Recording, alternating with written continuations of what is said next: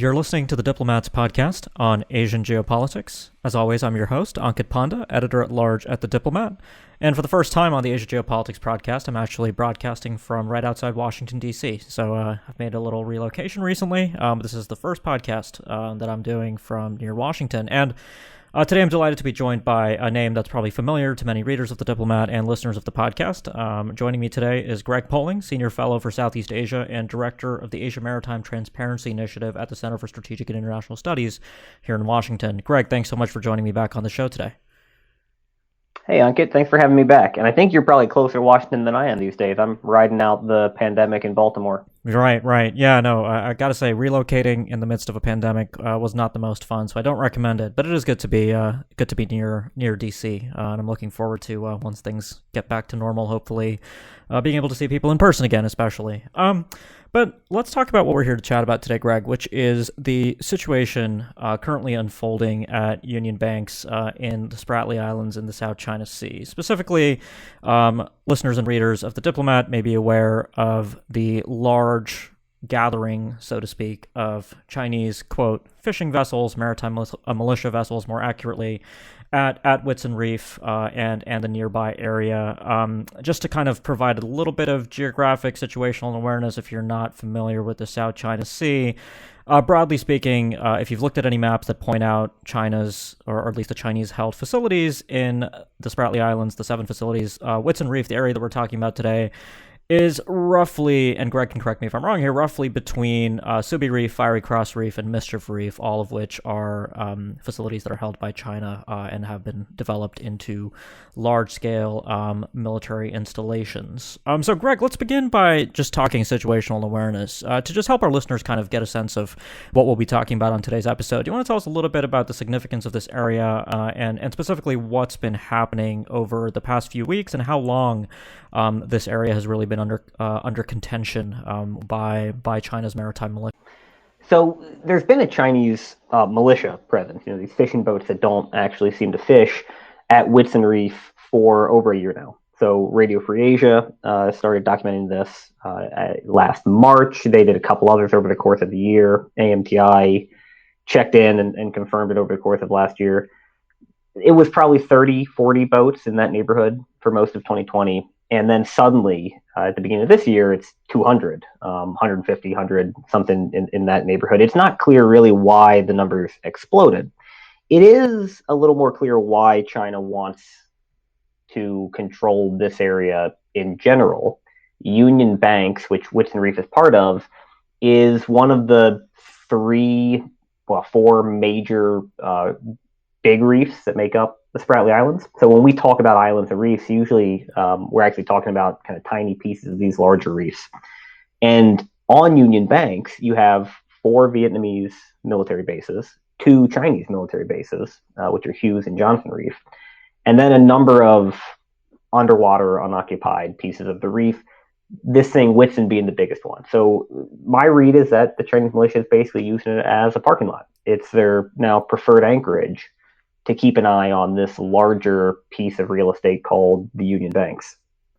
So in terms of comparing this to, recent and older sort of incidents in the South China Sea, is this something, that's kind of a category in itself, or is this, can we compare this to similar activities that took place near Laconia Shoals? Is this sort of comparable to the Scarborough Shoal standoff back in 2012, the 2014 standoff with Vietnam, when the big gas drilling apparatus was moved into Vietnam's exclusive economic zone? Is this something that has precedent in the South China Sea? The best parallel is probably what we've watched around Thitu Island, or what the Philippines calls Pagasa, the biggest of the Philippine-held features. Since December of 2018, there's been a permanent Chinese militia presence around all of the underwater reefs that surround Thitu. So Thitu Island is part of bigger Thitu Reef, and China clearly controls Thitu Reef, even though it lets the Filipinos have control of the Sand Cay itself. And it does so with the deployment of dozens, sometimes more than 100 militia boats at any one time. That's been ongoing for 2.5 years now. The numbers of forward deployed militia in the Spratlys seems to have stabilized at around 300 for the last 3 years or so, since China completed the infrastructure buildup on the artificial island. So when the big harbors and all of the supporting infrastructure were finished at Subi Reef and Mischief Reef in particular, we began to see in the neighborhood of 250 to 300 militia boats in the Spratly Islands on any given day. And this is consistent with what the Filipinos just told us last week when they sent out patrols and reported that some of these boats had dispersed from Whitsun, but there was still around 250 at all the different islands they monitored. And so, in terms of timing, you said it's not clear to you why the numbers exploded when they did. If you had to sort of hypothesize about, why we're seeing this, what explains the timing? We can talk about, various developments internally in the Philippines in the context of the U.S.-Philippines alliance, but if you had to sort of hypothesize what's driving Chinese decision-making at this time in early 2021, what's your best guess? Well, strategically, it seems like China is pretty well set on this campaign of squeezing the Southeast Asian parties out of the South China Sea, and that has escalated over the last year plus amid the coronavirus. Beijing has actually become more aggressive over the last year. The numbers of Coast Guard patrols are up. We would expect the number of militia incidents to be up as well, although that's a little harder to quantify given that these guys don't really broadcast their positions. And that's paired, of course, with a much more nationalistic rhetoric out of Beijing. So if the goal is to shove the Southeast Asians out slowly but steadily by sheer weight of numbers, then moving these militia boats around to different parts of the South China Sea to establish de facto control makes sense.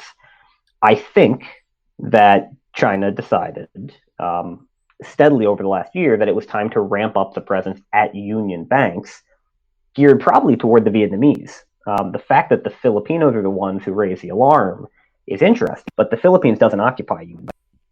Right, so the Vietnamese government has protested the recent maritime militia presence at Whitsun Reef. So tell us a little bit about the Vietnamese view of what's happening right now. Hanoi's obviously been, the most forward-leaning of all the non-China South China Sea claimants in recent years.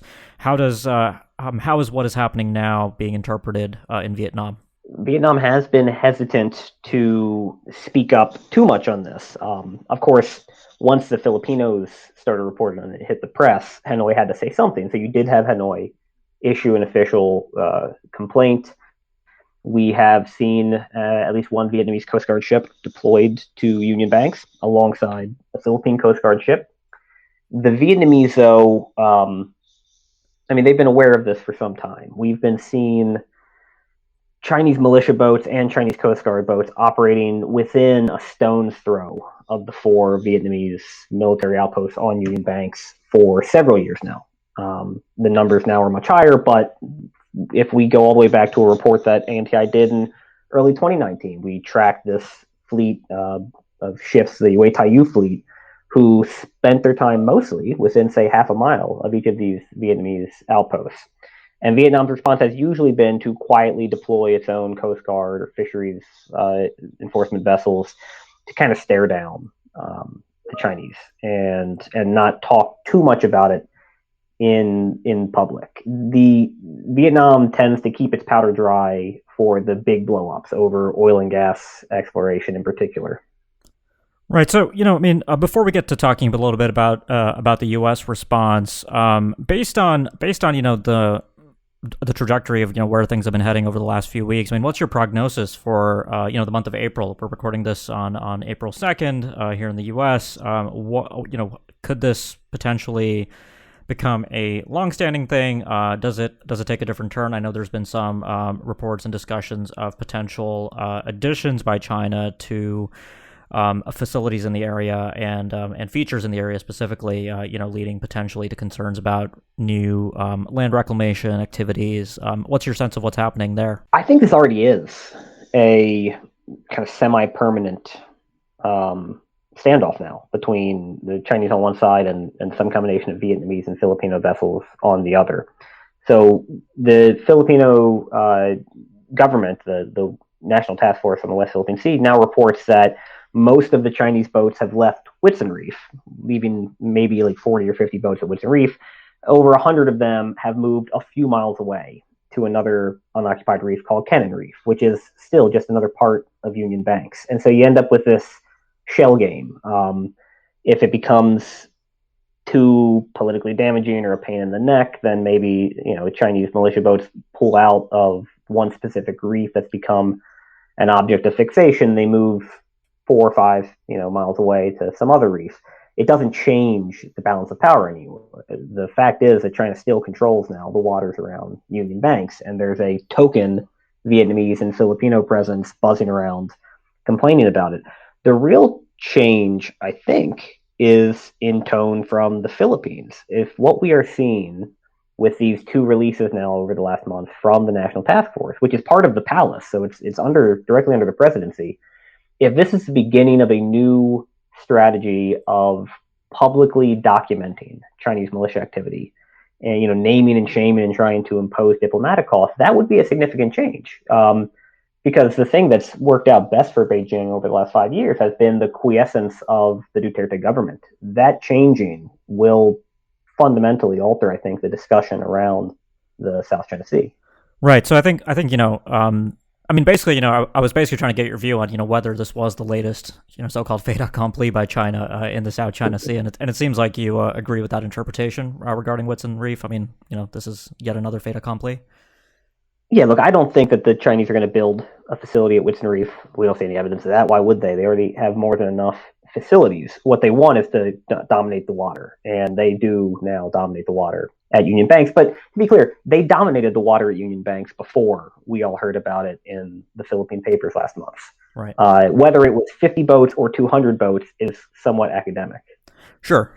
So, going back to your comments on the Duterte administration's kind of change in tone, I think that's a good segue into talking a little bit about what's been happening in Washington, right? So we've seen reactions from Secretary of State Tony Blinken and National Security Advisor Jake Sullivan, both the usual points that the U.S. stands with the Philippines and that the U.S. supports the rules-based international order in the South China Sea and in the Indo-Pacific more generally. But realistically, what can Washington really do here, either for the Philippines in terms of, manifesting support physically in the South China Sea, although that does carry with it certain risks. If you had the ear, let's say Jake Sullivan's listening to this podcast, what would your advice be?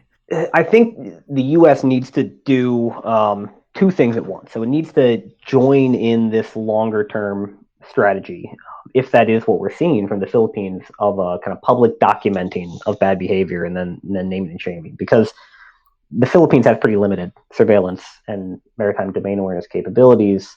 It would be very helpful if the U.S. took part in documenting, publicizing militia deployments, talking about exactly who these vessels are, what ports they operate from, maybe working with Australia, Japan, others in that effort, so that the curtain gets pulled back more on the militia. And China's bad behavior bears increasing diplomatic costs. As Beijing wants to be seen as a global leader, there's a pretty big clash with this bullying behavior towards neighbors. That's the long-term strategy that I would hope over the long term can convince Beijing to seek some kind of compromise. The second thing, though, is the U.S. needs a short-term strategy of strengthening its deterrent posture in Southeast Asia, and that mostly means working with the Philippines to make sure that if there is a either purposeful or accidental clash that escalates, the U.S. is actually in a position to follow through on all of these claims we're hearing about the rock-solid alliance. We've heard it from Tony Blinken a couple times now. We've heard it from Jake Sullivan. We've heard it from the embassy in the Philippines. It doesn't change the fact that there are no U.S. forces, closer than 2 days steaming from Whitsun Reef. So we're making a pretty big promise here that I'm not sure we can actually follow through on. Right. And, it is notable that, Tony Blinken, in at least this tweet, did call out the PRC's Maritime Militia specifically. So it's good to see the U.S. using that terminology to talk about these vessels instead of, talking about them like they're fishing vessels, obviously. I think one of the last times I had you on this podcast, we were talking about the state of the U.S.-Philippines alliance more broadly, and that's certainly been a roller coaster ride under Duterte, particularly with regard to the possible abrogation of the VFA and so forth. Based on what's happening at Whitsun Reef and your sort of assessment of the changing tone coming out of Manila, Do you think this has implications for the kinds of activities that the United States might be able to undertake with the Philippines in the short term, particularly, with regard to the implementation of the 2014 EDCA agreement and a rotational basing? Is that something that bodes positively in your view, or should we expect more of the same, so to speak? I think it has to strengthen the hand of those within the Philippine government arguing for implementing EDCA, which again would give the U.S. access to a handful of Philippine military bases, including Puerto Princesa in Palawan, which would be most useful for these instances in the Spratlys, and saving the BFA. So the Visiting Forces Agreement is still subject to abrogation later this year if they can't come up with a final agreement to put that to bed. The U.S. and Philippine governments are still in the middle of meeting on this issue. They held a high-level, what they call the bilateral strategic dialogue, intercessional, in early March. It might start in late February, which hasn't come to a final conclusion. But all of, as much as we can kind of read the tea leaves based on growing frustration in Manila with China, and I think all the positive statements we're hearing out of the U.S., I do feel cautiously optimistic that we might see some progress on that front pretty soon. And with it, hopefully, move toward greater U.S. rotational presence and support for the Armed Forces of the Philippines modernization program to improve power projection over the Spratlys. All right, terrific, Greg. Well, I think we'll leave it there for today. Thanks. I really appreciate you coming on and helping our listeners contextualize and understand what's been happening in Whitsun Reef. I know there's been a lot of interest around this. So again, thanks a lot for your time. Yeah, thank you for having me again, Ankit. My pleasure, Greg. Hope to have you on soon. Thanks. For listeners, if you like the show but you haven't yet subscribed, please do so you can catch up with future updates. And finally, if you've been a listener for a while but you haven't yet left us a review, please do so. It really helps get the word out about the show, and we really do appreciate it. Thanks a lot for listening, and we'll be back very soon with more on the Asia Geopolitics Podcast.